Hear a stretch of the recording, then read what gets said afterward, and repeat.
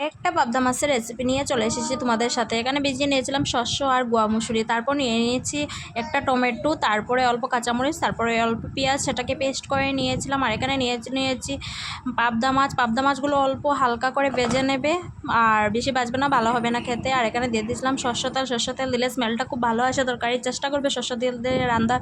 তারপরে আমি নিয়ে নিয়েছিলাম গুঁড়ো মশলা, তারপরে এখানে নিয়ে নিয়েছি পেস্ট মশলা। আর তোমাদেরকে আরেকটা কথা বলা হয়নি, সম্বাসের সময় আমি কালিজিরা ফোড়ন দিয়েছিলাম, তোমরাও দিতে পারো। আর এখানে দেখতে পাচ্ছ মশলাগুলো কষাচ্ছি, মশলা অল্প কষিয়ে এলে তারপরে দিয়ে দেবে গুঁড়ো মশলাগুলো, এটাকেও ভালো করে কষিয়ে নেওয়ার পর দিয়ে দেবে জল দিয়ে গরম জল দেবে। আমি গরম জল দিয়েছিলাম, গরম জল দিয়ে তারপরে তোমরা এখানে মাছগুলো দিয়ে দেবে। মাছ দেওয়ার পর অল্প বলক চলে এলেই নামিয়ে নেবে তরকারিটা। সত্যি এভাবে একবার বানিয়ে খেয়ে দেবো, খুব স্বাদ হয়।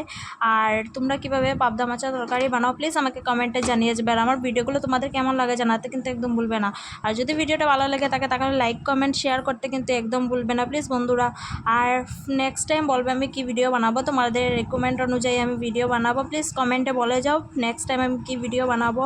আর এই তরকারিটাতে তোমরা অল্প ধনিয়া পাতাও অ্যাড করতে পারো, আমি করিনি কেনে কি আমার ঘরে ছিল না সেই জন্য। আর দেখতে পাচ্ছ কীভাবে বলক চলে এসেছে। আর এই তরকারিটাতে একদম অল্প ঝোল অ্যাড করবে, বেশি ঝোল অ্যাড করলে কিন্তু খেতে একদম ভালো লাগবে না, যত কম ঝোল দেবে তত টেস্ট ভালো আসবে। দেখতে পাচ্ছ তরকারিটা কেমন হয়েছে।